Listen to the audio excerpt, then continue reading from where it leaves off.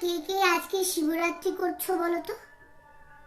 এই বলছে যে এই সময়ের মধ্যে থেকে এই সময়ের মধ্যে জল ঢালতে হবে, লাল রঙের শাড়ি পরতে হবে।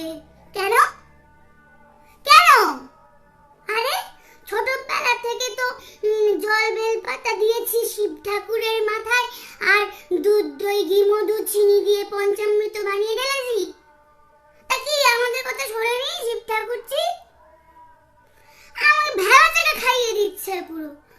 সকাল থেকে আমি তো মুখোশ টুপোস করে আছি, এখন বলছে লাল রঙের শাড়ি পরলে সমস্ত মনস্কামনা পূর্ণ হবে।